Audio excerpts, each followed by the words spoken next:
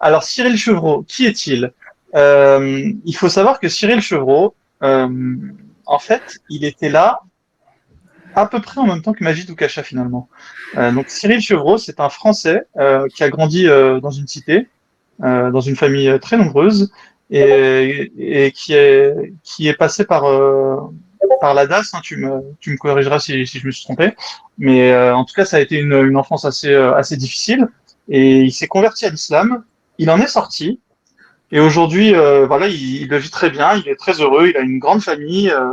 Euh, et il a ouvert une chaîne YouTube il y a déjà plusieurs années, je pense à peu près en même temps que Majid Oukacha. La différence et pourquoi est-ce qu'on n'en a pas entendu plus que ça parler de Cyril Chevreau, c'est que Cyril Chevreau n'a pas basé son travail sur la réfutation de l'islam en tant que tel. Cyril Chevreau, c'est un grand lecteur, donc son podcast, enfin sa chaîne YouTube, donc vous pourrez le retrouver en tapant Cyril Chevreau sur YouTube. C'est une chaîne qui parle principalement de livres, mais aussi une chaîne où il va aussi mener des interviews, voir des débats avec des personnes souvent qui sont des personnes qu'on connaît. Hein. Par exemple, il a accueilli il a accueilli la personne du Café Laïque. Rappelez-moi son prénom, excusez-moi. Euh, Fadila, Fadila Maroufi. Enfin Maroufi. voilà, toutes les personnes finalement qui orbitent autour de nous orbitent aussi autour. Ah, on a encore perdu Momo. Encore une petite coupure. Bah, peut-être puisqu'il y a une coupure, on donne directement la parole à notre invité, hein. Pas primaire chez lui, c'est pas Ah, son cheval de bataille. Mais voilà, pour l'Apostasy Day, et parce qu'il a tout à fait sa place chez nous en tant qu'apostat authentique, voilà, il coche toutes les cases. Je savais que Cyril, il allait finir par nous rejoindre, mais voilà, j'attendais qu'il y ait une belle occasion qui se présente. Et aujourd'hui, comme c'était l'Apostasy Day, voilà, on avait déjà échangé quelques messages, mais j'attendais un grand jour pour vous le présenter et pour le présenter à la communauté. Et puis maintenant, bah, Cyril, je te laisse la parole et je te laisse compléter ce que j'aurais pu omettre. Et puis voilà, à toi. Écoutez, bonsoir tout le monde. Merci de m'accueillir, c'est gentil. Bonsoir. Effectivement, bah oui, je confirme tout ce que Momo a dit. Et puis c'est vrai que j'ai plutôt basé en fait, même si je parle quand même d'islam et d'apostasie sur ma chaîne via des livres ou via des c'est vrai qu'il y a deux choses différentes, c'est que j'ai pas forcément axé mon travail sur l'islam en tant que tel, mais plutôt sur la religiosité, même quand la religiosité n'a pas de révélation. Donc ça peut être, je sais pas, la religion végane, la religion, vous voyez, tout ce qui est religion. Je me suis fait avoir une fois, et en fait j'essaye de par la philosophie, puisque je suis sorti de l'islam grâce à Spinoza. J'essaye par la philosophie en fait de mettre en lumière en fait comment dire, tous les travers qui permettent de manipuler l'être humain en fait pour les religions quelles qu'elles soient. Voilà. C'est ce que je pourrais rajouter. Effectivement, je lis pas mal, donc ça me permet de présenter entre 1 et 2 livres par semaine. Et donc voilà, je travaille désormais avec des maisons d'édition qui m'envoient régulièrement des livres, notamment en philosophie, mais également des livres de musulmans qui m'envoient leurs livres pour essayer de me convaincre. Donc parfois, c'est un exercice sympa de démonter leurs livres. Voilà, sinon effectivement, je fais partie de l'observatoire du défondamentalisme avec Fadila Maroufi. Elle m'avait invité à venir. Qu'est-ce que je peux dire? Voilà, je crois que j'ai fait à peu près le tour. J'ai aussi un podcast et un site internet. Voilà. Et c'est vrai que je suis assez solitaire aussi parce que j'aime beaucoup la liberté et du coup, voilà, je suis peut-être un peu associable, je sais pas. ça m'étonnerait que ça soit le cas. Mais sinon, moi, j'aimerais bien peut-être me pencher sur un point que vous n'avez pas encore cité. C'est quel a été ton lien avec l'islam quand tu étais pratiquant et à quel moment?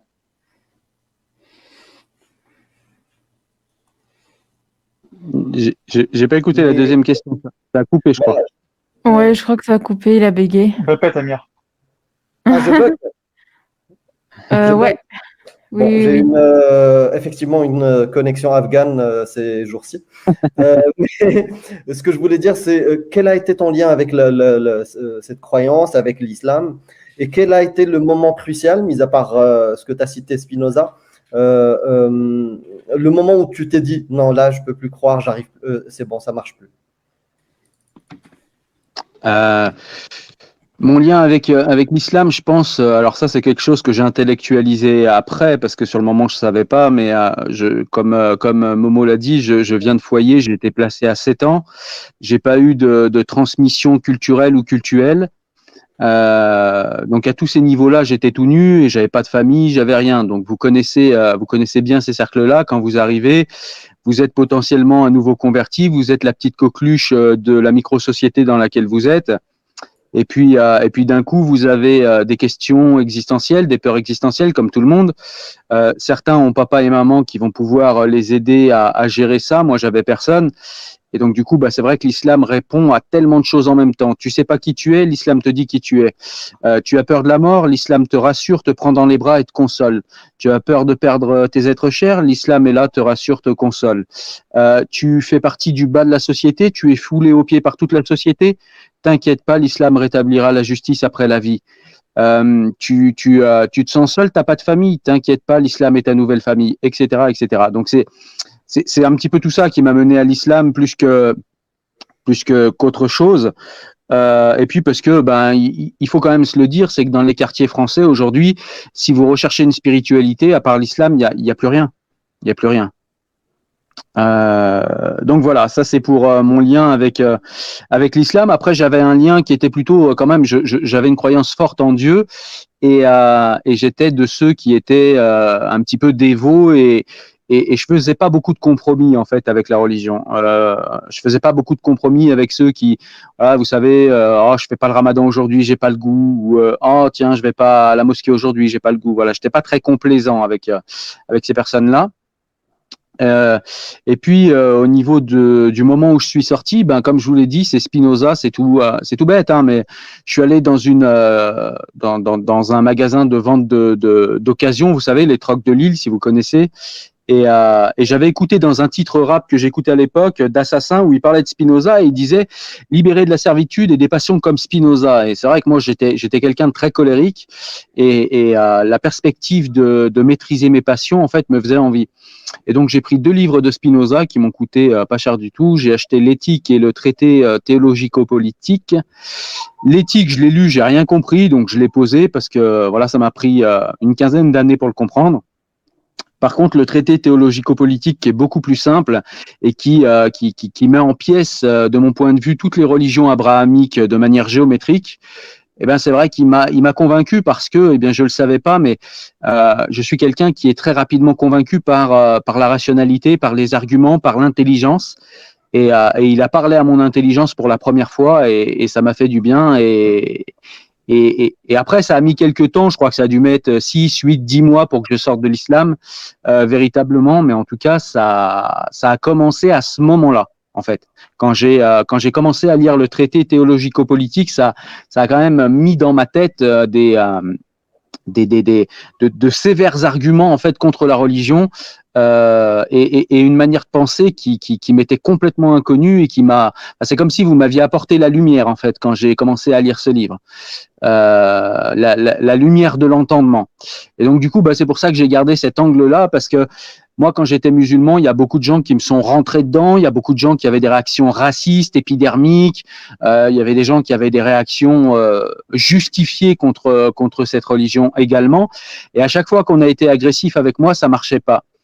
Et par contre, quand on a parlé à mon intelligence et qu'on m'a fait réfléchir, et le premier qui a fait ça, c'est Spinoza, ça a fonctionné. Et donc je me suis dit, voilà, si ça a fonctionné avec moi, ça veut dire que ça peut fonctionner potentiellement avec d'autres personnes. Et du coup, j'ai gardé cet angle. Voilà. Très bien. Donc, si j'ai bien entendu, là, c'était la première pièce domino qui a un peu foutu la zizanie dans ta foi, en tout cas cette fois-là. Et j'aimerais bien connaître la dernière pièce du domino, au moment où tu t'es dit, c'est bon, je fais plus Ramadan, je suis plus musulman. Le moment où tu as dit ça.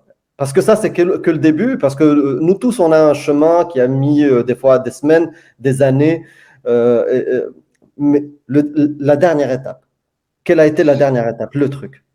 La dernière étape symbolique, c'est plutôt une action, parce qu'au niveau intellectuel, il s'est rien passé d'autre que le déroulement de la pensée de Spinoza, honnêtement. C'est le début et la fin. Par contre, c'est vrai que si on veut connaître quelle action concrète j'ai fait, je suis descendu au quartier, j'ai mis une grosse croix chrétienne que j'avais de la communion que m'avait faite ma grand-mère, je l'ai affichée devant tout le monde et j'ai dit l'islam c'est terminé maintenant. Ah ouais, waouh. Voilà. Ah oui. Alors, comme vous vous en doutez, j'ai dû poser quelques droites, parce que sinon, c'était compliqué. Surtout que ma blancheur me suppose faible en quartier. Donc, il a fallu que je montre un petit peu, mais ça s'est pas trop mal passé. Ah ouais, pas mal. Ah ouais, Voilà. c'est unique. Pourtant, le passage que tu me décrivais, je te tutoie avec tout le respect que je te dois. Le passage que je trouve similaire avec un des membres du cercle des apostats qui s'appelle John Duff, qui lui aussi vient voilà, d'une situation familiale très compliquée.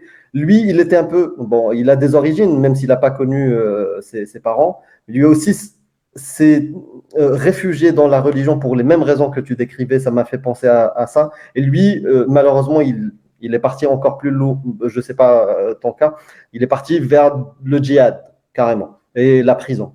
Donc, mais ça ressemble beaucoup à ce passage-là que tu nous partageais. Effectivement, c'est vrai que moi, à mon époque, je me souviens quand j'étais en foyer à Saint-Étienne, on commençait à avoir des personnalités cheloues qui venaient dans notre collège spécial renvoyé de la région, là, où on m'avait collé. Et c'est vrai qu'on avait des gens qui cherchaient à nous emmener en Bosnie. Mais ce que je crois, c'est que j'ai eu de la chance, c'est que ma grand-mère, elle m'a fait aimer la lecture quand j'étais gamin, parce que de temps en temps, les week-ends, quand je sortais du foyer, j'allais chez ma grand-mère. Et elle me faisait lire et du coup j'ai toujours aimé en fait lire et il y a toujours eu, même quand ça a été un petit peu distendu, il y a toujours eu un rapport avec les livres, un rapport avec le savoir et une soif, une curiosité de savoir qui peut-être m'a empêché d'aller trop loin parce que j'avais le cœur enragé de ces gens qui viennent de foyers qui à part leur rage n'ont pas tellement de boussole et pas tellement de limites malheureusement. Momo, si tu veux intervenir, moi j'ai encore des questions en stock. Non, vas-y, Amir, mais tu fais bien de rappeler un peu des lieux communs, Cyril, mais la lecture, c'est vraiment le b.a.-ba parce que qu'est-ce que la lecture, Cyril, on pourra un peu en parler, mais quand tu lis, tu t'ouvres, enfin, tu rentres un peu dans la tête du romancier, enfin, de la personne qui a écrit le livre. Ça veut dire que tu as accès, en plus au meilleur, parce que c'est en général un roman, une fois que tu l'as écrit, c'est que vraiment tu as donné toute ton âme là-dedans. Donc tu rentres vraiment dans la tête de la personne et en plus ça te donne des possibilités euh, avec ton imagination, enfin tu peux vraiment augmenter le champ des possibles et c'est pour ça que c'est très important la lecture. Imaginez une personne qui n'a jamais lu, bah, son seul univers mental, enfin, même littéralement, c'est ce qu'elle regarde à la télé, c'est les discussions peut-être qu'elle a avec ses potes qui doivent être du même niveau que elle et ça va pas beaucoup plus loin. Alors que quand tu lis un livre, vraiment c'est le champ des possibles qui s'ouvre. Et voilà pourquoi il faut prendre et la lecture c'est pas facile voilà je vais essayer de me rappeler parce que moi aussi à 15 ou 20 ans j'avais la vingtaine et pour moi aussi c'était difficile de lire des livres mais honnêtement c'est un peu comme le sport il faut y aller progressivement je vous conseille franchement de commencer par des petits livres et puis ensuite petit à petit vous alliez lire des livres de plus en plus importants mais c'est faux de dire je n'aime pas la lecture. J'aime pas la lecture, c'est comme tu dis j'aime pas le sport pour quelqu'un qui fait jamais du sport. C'est de la pratique et il faut y aller. Et il faut donc voilà, je vous encourage vraiment à lire. Ça sert à rien que j'encourage vos enfants à lire. Vous le faites déjà à ma place. Tout parent sait que ses enfants doivent lire. Je parle à tous les adultes qui m'écoutent. Voilà, il faut le faire, il faut le pratiquer quotidiennement, comme un exercice, comme voilà. Je sais que c'est un lieu commun, je sais que c'est basique, c'est presque même paternaliste, mais je fais un appel, voilà, je fais un appel à tout le monde parce que nous les apostats, là je parle vraiment à ma communauté, on doit pas être la meilleure des communautés un peu dans le sens islamique du terme, voilà, ça veut rien dire ça, mais je veux dire on est tellement peu nombreux que je vous le dis, si on s'améliore pas, si on ne devient pas la meilleure version de nous-mêmes, on n'arrivera à rien parce que on n'a pas le nombre et on aura. Alors, on peut avoir le nombre, on va dire. Tactiquement, intellectuellement, tu peux inventer des scénarios où on réussit à faire apostasier les 2 milliards de musulmans. Non, mais je veux dire, bon, ça c'est voilà, mais ça reste dans l'ordre du fantasme. Mais dans le monde réel, j'ai envie de vous dire, voilà, on va certainement être assez peu nombreux, donc on est obligé de remplacer la quantité par la qualité. Donc allez-y tout le monde, voilà, lisez ce que vous voulez pour commencer, et puis ensuite voilà. Et vous avez la chaîne de Cyril Turreau. Honnêtement, Cyril, je veux pas lui lancer des fleurs, mais il a une petite chaîne, mais c'est totalement injuste et injustifié le nombre d'abonnés. Mais il produit un travail de qualité. Il vous fait vraiment des fiches de lecture en une demi-heure. Vous avez le contenu des livres. Donc allez suivre sa chaîne et vous allez voir, enfin, t'as au moins recensé, je sais pas, 100 ou 150 livres dans ta chaîne. Donc, franchement, il y a à boire et à manger. Donc, allez-y et vous allez forcément trouver des choses qui nous intéressent. Et voilà, quels que soient les sujets, vos sujets de prédilection, voilà, féminisme pour Noël. Je suis sûr que Cyril, il a déjà dû lire des livres. Enfin, et peu importe les sujets, je veux dire, voilà. Voilà. Ouais, c'est ça. Effectivement, je lis à peu près je chronique à peu près 2 livres par semaine depuis 5 ans. Donc ouais, ça commence à en faire pas mal. Ce que j'aime bien et ce que je fais depuis 2 ans, depuis le confinement à peu près, ouais, 2-3 ans maintenant, c'est de faire des débats avec des musulmans. Parce que c'est bien de parler dans son coin et de démonter des arguments dans son coin, mais c'est bien, il y a des gens qui ont besoin de ça, c'est-à-dire on est quand même dans une société du clash, et si je suis pas forcément pour le clash, il faut des fois qu'il y ait des face-à-face pour montrer que nos arguments ils tiennent face à quelqu'un, nos arguments ils sont pas ridicules. Et ça c'est le premier point, et puis tu m'as fait penser à quelque chose pendant que tu parlais, c'est que hier, je disais, je me souviens plus à qui, mais hier, je disais, les musulmans, entre eux, ils n'ont pas besoin de se parler pour s'entendre, en fait. Ils ont une espèce de mouvement, un mouvement commun, duquel ils n'ont pas besoin de parler pour aller du côté de ce mouvement. Et du coup, ça leur donne une force symbolique qui me paraît extrêmement puissante. Et moi, j'essaye de m'appuyer, peut-être à tort, je ne sais pas, mais j'essaye de m'appuyer sur le mouvement des Lumières français, qui lui aussi bénéficie en France, même si en ce moment il n'est pas au top de sa forme, mais il bénéficie quand même aussi d'un mouvement et d'un poids symbolique important qui permet de peut-être faire contrepoids à cette religiosité qu'on commence à voir un petit peu de partout. Et qui commence à avancer même en Europe. Je regardais tout à l'heure une info au Danemark. Ils vont désormais interdire les autodafés et les Corans brûlés parce que ils commencent à craindre un petit peu les réactions des pays musulmans. Donc c'est en train d'avancer chez nous et vraiment il va falloir qu'on passe la seconde, quoi. Voilà. C'est pas moi qui a perdu la connexion. Ah non, on entend très bien, on t'a très bien entendu, Cyril. Donc, ouais, moi je te laisse rebondir, en plus, t'avais une question, ou sinon Nawel, enfin, je sais pas. Non, moi j'ai pas de question, c'était juste pour dire que j'avais. Ah bah ouais, définitivement, Amir, on l'a perdu. Oui. On vient de perdre Amir en cours de route. Il revient. Ouais, non, ça va, ne vous inquiétez pas, continuez. Voilà.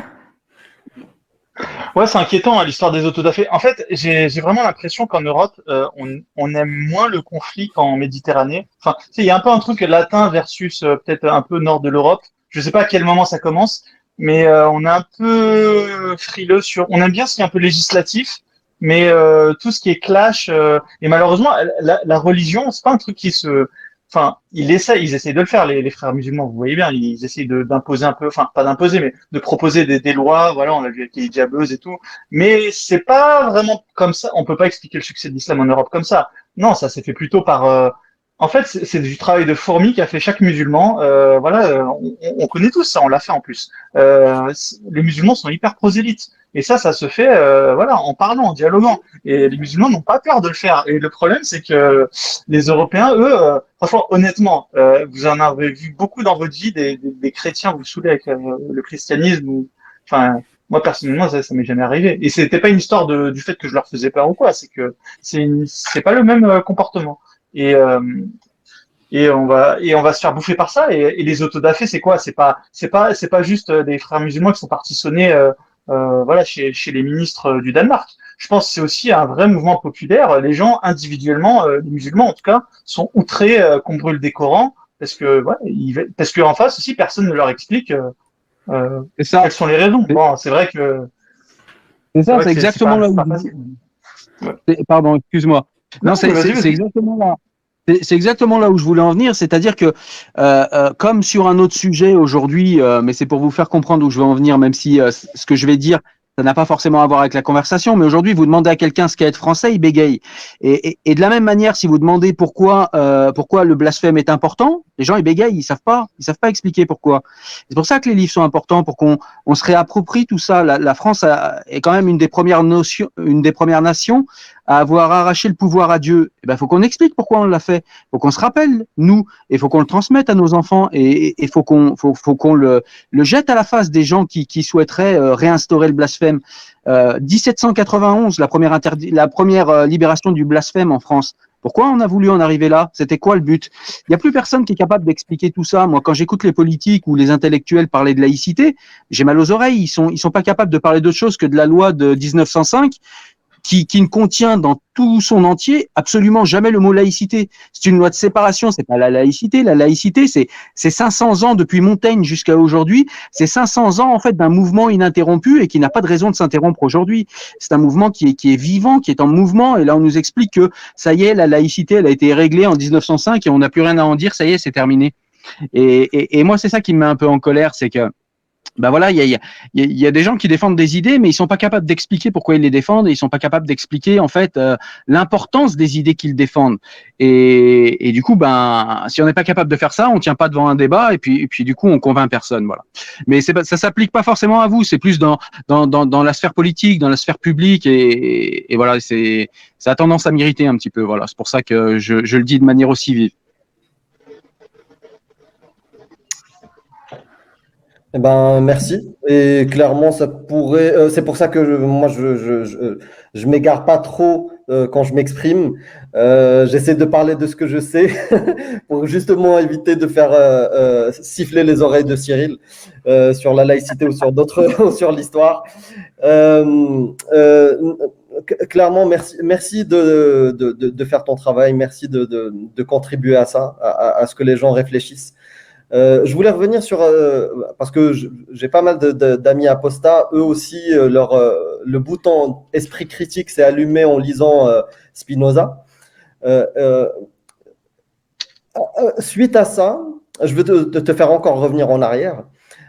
Quel a été peut-être, ou peut-être c'est pas le cas, est-ce qu'il y a eu un moment donné aussi où quand tu lisais le Coran, il y avait des choses qui te choquaient, qui rentraient en contradiction avec le rationnel que tu as pu apprendre et absorber des livres de Spinoza ou autres?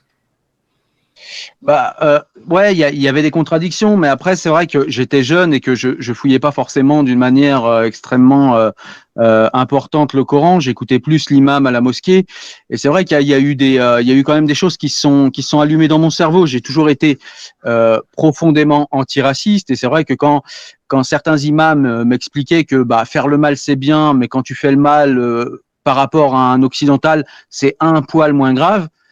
C'est vrai que ce genre de discours, voilà, à la fin, avant de partir, moi j'allais discuter.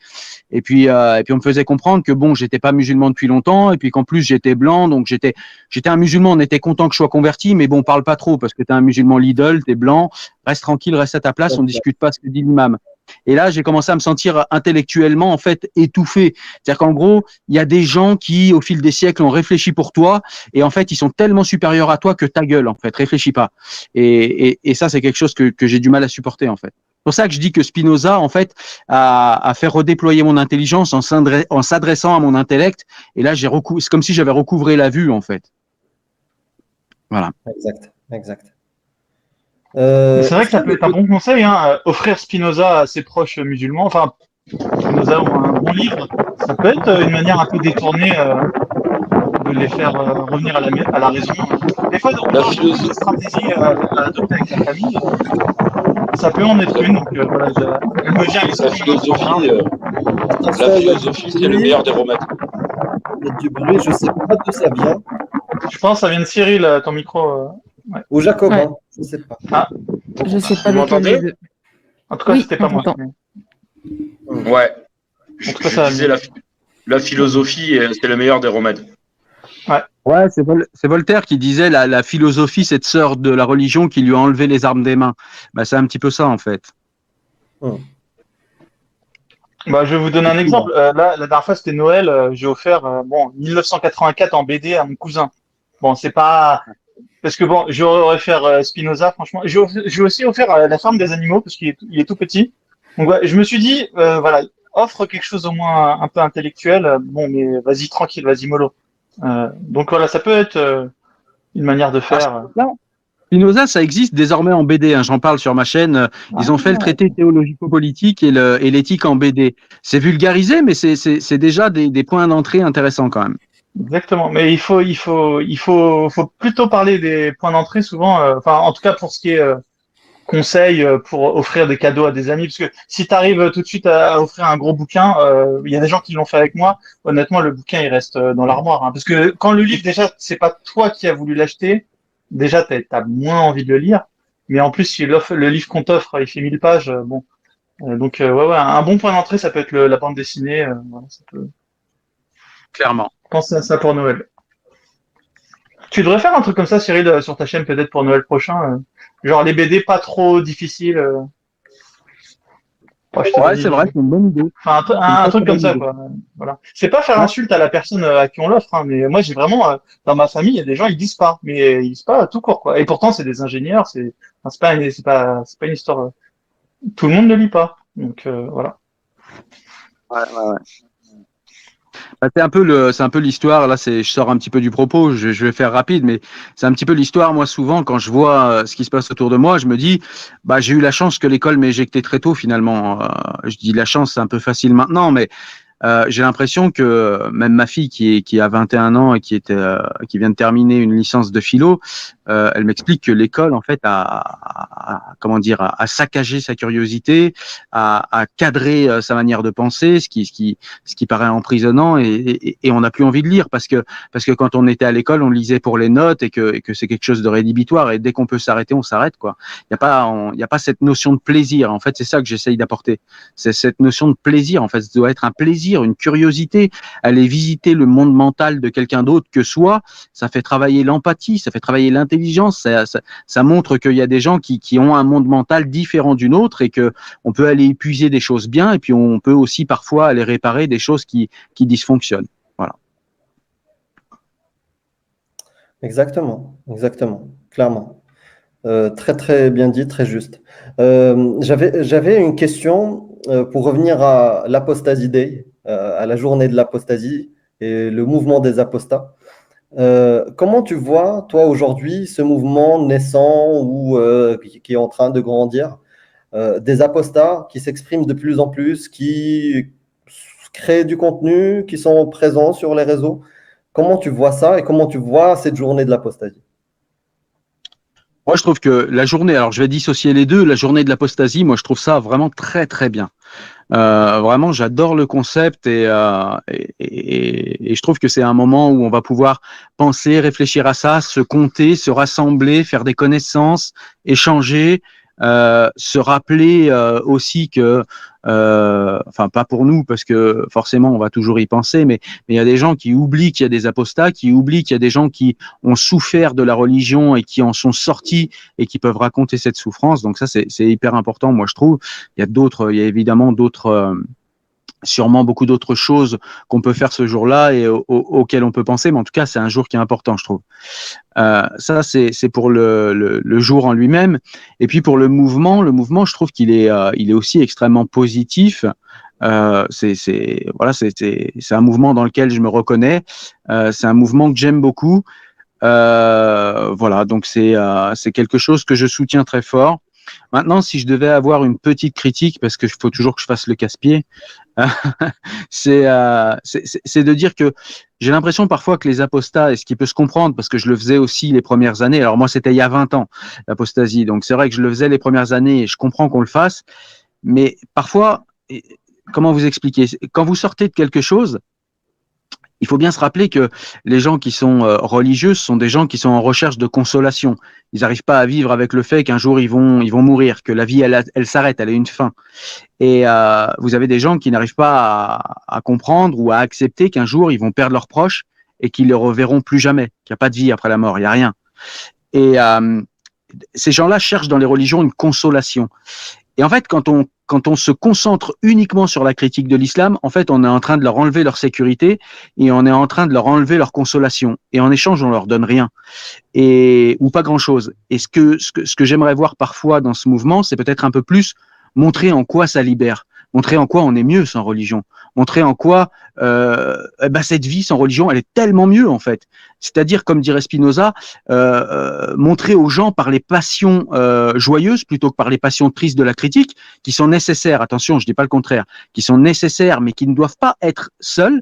Il faut montrer également par les passions positives, par les passions joyeuses, et à quel point c'est bien de vivre sans religion, à quel point on récupère de la liberté, à quel point se servir de son entendement, c'est avoir une lumière à sa disposition, c'est pouvoir soi-même donner du sens à sa vie. C'est vraiment bien de vivre sans religion et c'est vraiment une libération, et on le sait tous parce qu'on l'a vécu. Mais je trouve que ça manque d'explication à ce niveau-là, ou alors c'est que je vais pas aux bons endroits, et là dans ce cas-là vous pourrez peut-être m'orienter et me détromper, et ça me ferait plaisir. Non, je te rejoins.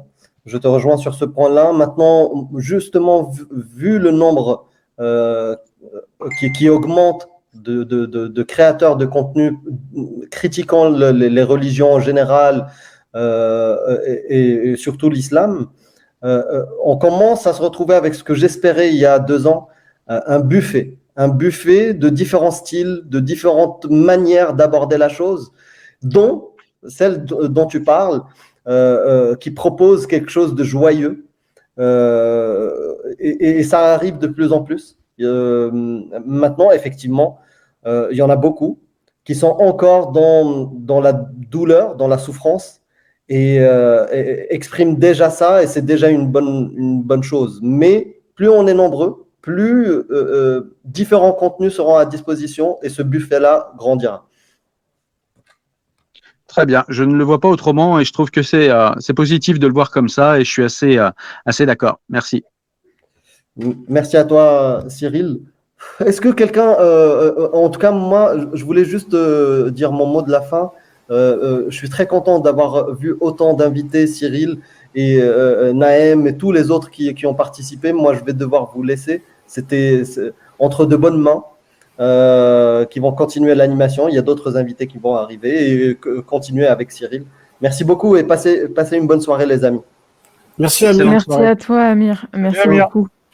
Merci pour tout. Bon, je vais confisquer. Kafir, tu avais quelques mots à nous. Oui, je vais confisquer le micro quelques instants. Salut Cyril. Hein. Cyril, si tu te rappelles, on s'est connus sur Twitter au moment où je faisais mes premiers spaces et on parlait de Mila, tout ça. Le Mila, je me souviens, c'était. Je me disais, tiens, c'est quelqu'un qui est hyper motivé à mettre le focus sur Mila. Ça m'avait plu. Donc, merci. Et petite chose très rapidement, moi, j'ai jamais lu Spinoza. Jamais lu Spinoza. Je sais, avec les résumés, ce qu'on l'a dit, j'en pense a priori que du bien. Mais un jour, quelqu'un m'a dit, après un de mes spaces, qu'il reconnaissait beaucoup de Spinoza en moi. Et quand je me suis renseigné sur Spinoza, je me suis dit non, mais c'est pas possible. Je peux pas être à la hauteur de ce type-là. C'est pas parce que je prends la parole dans des endroits publics comme ça, Twitter, que les gens. En tout cas, ça m'avait touché, ça m'avait désarçonné.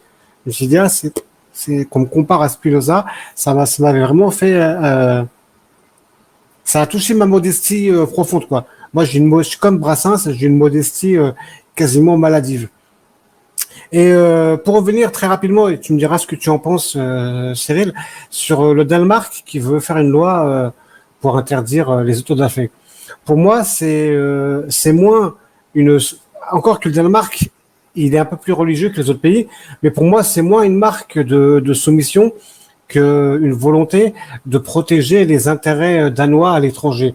Les représentations diplomatiques danoises, les populations danoises expatriées, parce qu'ils savent qu'ils ont tellement affaire à un ennemi qui est lâche, qui est violent, qui fonctionne par l'attentat, qui fonctionne par la vidéo. Regarde, t'as brûlé le Coran dans ton dans ton pays et tu fais le fier. Et ben moi, je vais égorger un des tiens sur une plage et je vais mettre ça sur Internet. Donc je pense que le gouvernement danois, il se retrouve devant une perspective où ils se disent, on n'a pas envie d'assumer dans le futur quelque chose qui soit comment dire, sanguinaire, qui soit mortel, qui soit de l'ordre de la catastrophe humaine, qui mène donc, je pense que ça les a motivés en premier avant de dire on se met à plat ventre devant l'islam. Parce que le problème, c'est que l'islam, comme je viens de le dire, c'est quelque chose de violent, c'est quelque chose de coercitif, c'est quelque chose de lâche, c'est quelque chose, ils sont capables d'aller kidnapper une famille danoise qui est en vacances, on ne sait où, dans un pays où il y a des gens qui sont motivés, de les capturer et de les aligner sur une plage et de dire voilà, vous avez brûlé le Coran, ben voilà ce que nous on fait de vos citoyens, bande de chiens d'infidèles. Ouais, je comprends. Seulement, je sais pas si c'est mon recadrage français que j'effectue depuis 20 ans, mais je me rappelle que la France a pris le pouvoir à la fille aînée de l'Église. Et l'Église organisée comme elle l'était à l'époque, ça n'a rien à voir avec l'islam d'aujourd'hui qui est absolument désorganisé, où les gens s'entretuent entre courants. Ce que je veux dire par là, c'est que l'Église, était autrement puissante. Et le peuple français lui a pris le pouvoir, lui a arraché des mains.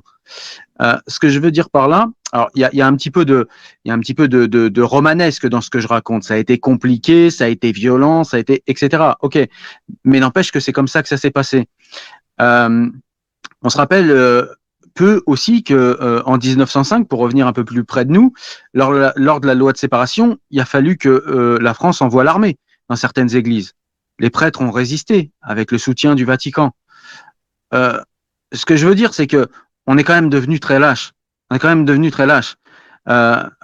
Est-ce qu'on va céder aux terroristes? Ouais, effectivement, c'est horrible ce dont tu parles. Je connais les représailles, mais c'est quoi la suite si on cède à ça? C'est quoi la suite? On se couche à chaque fois. Je veux dire, à un moment, c'est ce qu'on a perdu en Occident. Il n'y a plus personne qui est capable de mourir pour des idées. Il n'y a plus personne qui est capable de mourir pour une nation. Il n'y a plus personne. Enfin, moi, on parlait de Spinoza. Pour revenir à lui, ce sera définitivement la personne centrale de mon intervention. Spinoza, c'est quelqu'un qui a subi un RM, qui a été rejeté de sa communauté à une époque où être rejeté de sa communauté, ça voulait dire ne plus pouvoir travailler, ne plus pouvoir se nourrir, ne plus avoir personne à qui parler, puisqu'on n'avait pas le droit de parler aux gens qui subissaient un RM. Ce sont des gens qui étaient capables d'aller très loin pour leurs idées. Est-ce qu'on n'est plus capable de ça ici? Est-ce qu'on doit forcément se coucher devant des intérêts financiers? Est-ce qu'on doit se coucher devant l'horreur du terrorisme? Est-ce qu'on n'a pas d'armée? Est-ce qu'on n'a pas... Vous voyez ce que je veux dire? Je veux dire, à un moment, c'est dur ce que je dis. Et franchement, je vous dis pas ça de gaieté de cœur. Moi, dans ma ville, c'est pareil. J'ai subi pas mal de violence, mais à un moment, je veux dire, il faut aussi qu'on soit capable de se dire que ce combat qu'on mène, ou bien il est valeureux, et dans ce cas-là, eh bien, il mérite d'être mené jusqu'à son terme, voilà, moyennant tout ce que ça réclame de sacrifice, ou bien alors on décide que les intérêts financiers et la vie individuelle est plus importante, et dans ce cas-là, on se couche à chaque fois, quoi. Et j'ai un petit peu du mal avec cela aussi, je crois. Mais moi aussi, j'ai beaucoup de mal avec ça, mais c'est ce que je te dis. Quel ministre, quel politique va pouvoir assumer si on envoie une vidéo, comme je te dis, façon Daesh, une vidéo, voilà, vous vous êtes attaqué à notre sacralité, on vous renvoie une famille dans 5 ou 6 colis et pas tout à fait entier, quoi. Je veux dire, c'est pas le ministre en lui-même qui est menacé. Ce sont des gens, des anonymes, des innocents. Je dis pas qu'il faut que le Danemark se couche. C'est pas ce que je dis. Je dis seulement, il y a cette problématique à prendre en compte. Et ça modifie le rapport de force qu'il y a à avoir avec l'islam. Ça le modifie profondément. Il faudrait d'autres types de décisions au niveau international, peut-être, pour éviter d'être le sujet d'un tel chantage.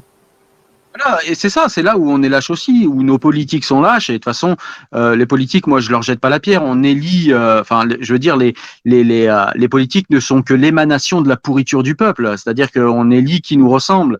Et ces gens sont lâches et intéressés, comme la plupart du Pékin moyen dans ce pays. Et c'est ça le problème, parce que à un moment, si les idées ne comptent pas, bah, comme je te l'ai dit, on va se coucher devant tout, parce que on est quand même l'Occident, malgré tout, malgré le recul de l'Occident, on est la civilisation la plus puissante et la civilisation la plus riche.